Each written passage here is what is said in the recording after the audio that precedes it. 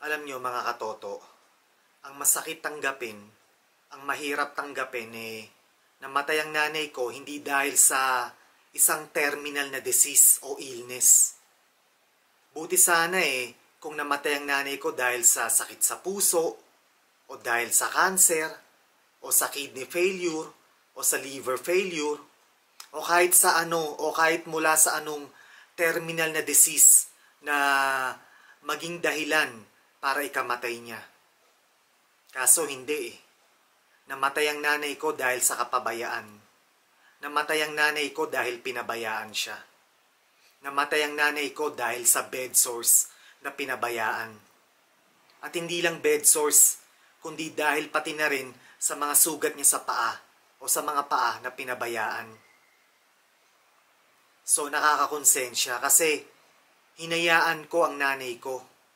Pinabayaan ko siya. Nineglect ko siya.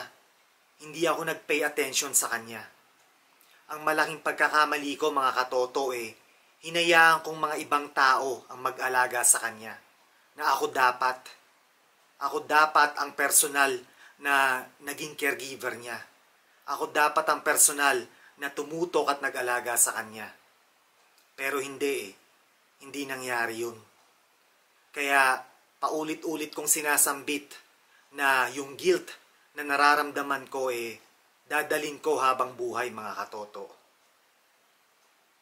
So yun nga nakakalungkot isipin na ang kinamatay ng nanay ko ay dahil sa kapabayaan, grave negligence. Pinabayaan siya. Pinabayaang lumaki at mabulok yung mga sugat niya sa puwet at sa mga paa. Yun ang masakit isipin. Yun ang mahirap tanggapin. Kagaya ng sinabi ko na, buti sana kung namatay ang nanay ko dahil sa isang terminal disease o illness.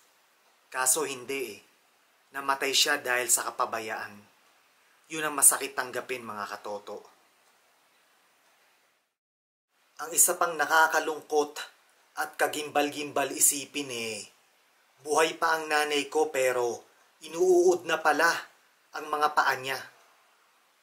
Buhay pa ang nanay ko pero inuud na ang mga sugat niya sa mga paa niya. Ang wari ko may langaw o mga langaw na dumapo sa sugat o sa mga sugat sa mga paa ng nanay ko. Tapos nangitlog itong langaw o ang mga langaw na to. Kaya nagkaroon ng mga uod sa mga paa niya. Biruin mo buhay pa ang nanay ko pero inuud na ang mga paa niya. So nakakalungkot isipin at kagimbal-gimbal isipin mga katoto.